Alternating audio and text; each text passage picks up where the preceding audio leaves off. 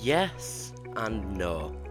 In Daybreak we have 25 killers, 14 of which have some sort of status effect. These of course vary in strength. For example, Showstoppers is very situational and actually very counterintuitive, as it makes the survivors revive slower, but that survivor who has a status effect will often be the one on the ground. There's a bunch of issues with Showstopper, let's move on. So, what killers do I claim to have a status effect? Well, Idol, Empress, The Experiment, Stalker, The People's Hero, Unforgotten, Janitor, Polluted, Showstopper, Host, Apostate, Surgeon, The Void Skulk, and Boss. I think that was 14. Some of the status effects like bosses, hosts, etc., they're not the entire kit. They're there just to assist in what they're doing already, just to slow down generators because they don't have any generator pressure. So when I'm talking about this status effects for this video, I'm not talking about them because not entirely. There's things I could do to make these status effects better. However, when I'm talking about these status effects for this video, the four main culprits I'm talking about are Idol, Apostate, Void Skulk, and the People's Hero. So, what's the actual issue? Why do I claim that they're bad? Well, because of two things: reliance and permanent. These two things often combined makes boring, uninteresting, and generally just poor killer designs. There's one of these four killers who's kind of an outlier, that being the Void Skulk. She doesn't have a permanent status effect.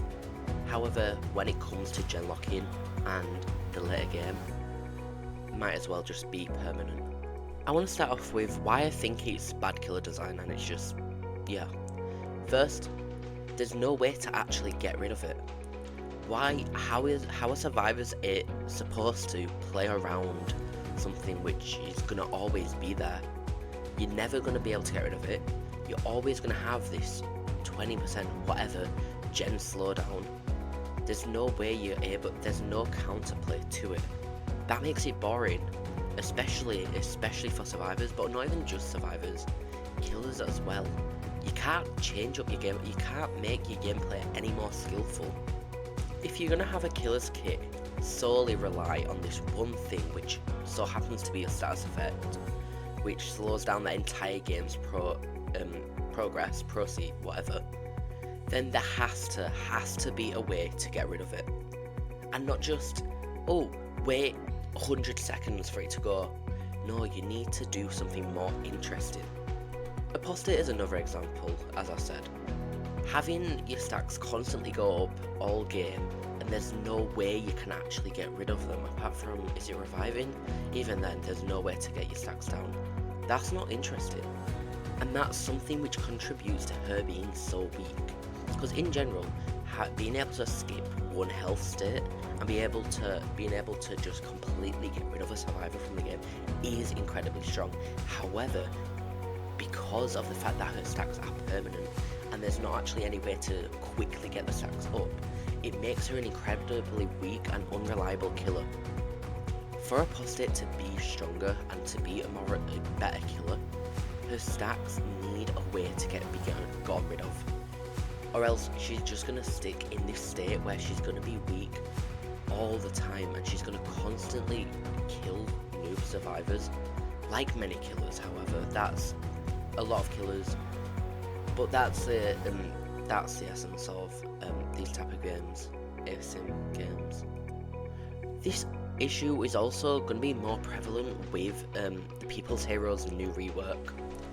If you didn't see my last video, I kind of was ranting about it.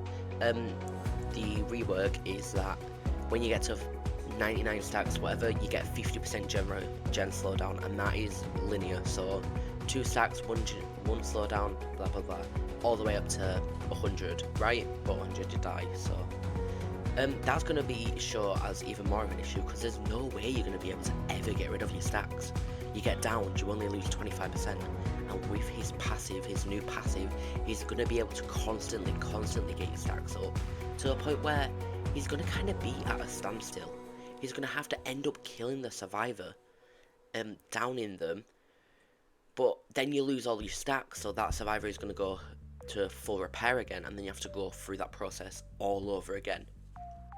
The last killer I want to talk about, who honestly, I think everyone can agree that is a pretty unfun killer to go against and play as.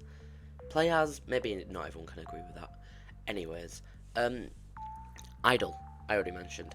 Idol, he is the biggest perpetrator of this, as all you need to do is click a button and you instantly get 25%, no, not 25, is it 20%?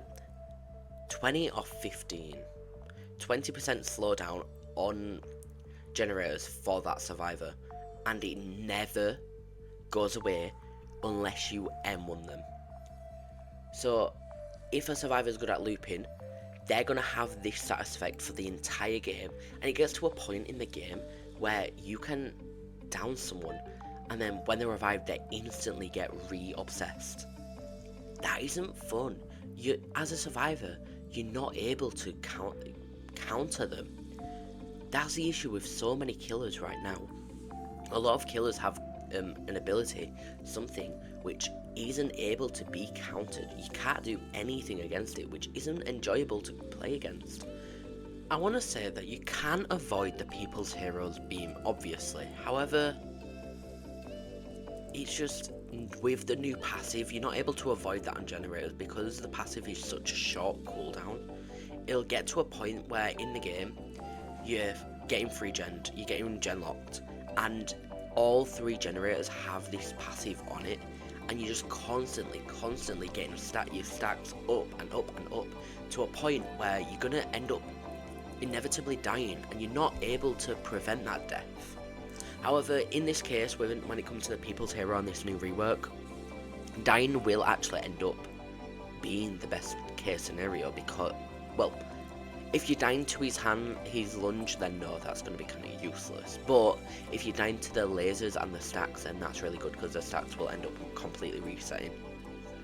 There's many ways they could go around balancing these stacks and these status effects on these killers in order to make them more interesting, but not only just that, the chance to bring up the actual killer's power level alongside it, because let's face it, these stacks being so unbearable to go against play a major role in why these killers are so incredibly weak.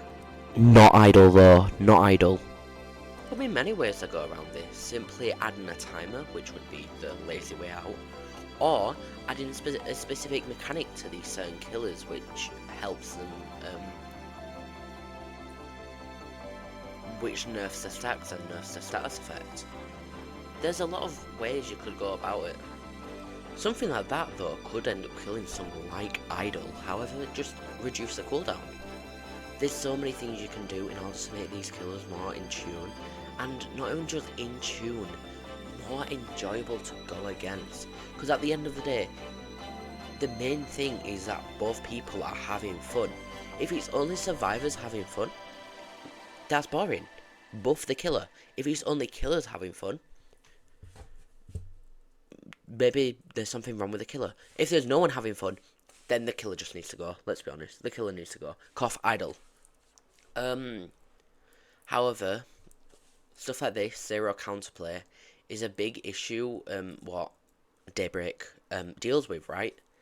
A lot of killers just have too easy of abilities. Another killer who I've mentioned earlier, Unforgotten. I hate Unforgotten for so many reasons, one being how just easy she is to use. There's nothing you can actually do to counter them. Nothing. I mean, you can run, but okay, no, you can counter them, obviously run. However, the fact that the ability is so easy to use just, again, makes a killer weaker. A lot of these killers being too easy and too simple to use are their biggest downfall, and It's what makes these killers so unbelievably weak and honestly kind of useless. If some of these killers just had more, were harder to use, were more difficult, we'd see these killers being better. Okay, I was going on a rant about something completely different then. Status effects. Yeah, a lot of these killers just need counterplay. If their kit revolves around these status effects, they revolve around this gem reduction, they revolve around getting these one-hit downs, and if survivors have no way at preventing these things, then it feels so one-sided, even though the game is completely survivor-sided. The game's survivor-sided, yeah, it feels like these killers are like, it feels like these killers make the game so one-sided and it's boring. Okay, I've been repeating myself a lot, as you can probably tell. The main takeaways: make these killers interesting, make these status effect reliant killers better, give counterplay. Yeah. I'm also surprised that there's been zero information on killers this past week. I literally spent a week off just so they could do something, well, hoping that they would reveal something, and nothing. Doesn't matter. I think the Rocketeer is coming, being leaked soon, and please, can she be a dash killer? I'd love for another dash killer, a harder dash killer. Okay, bye.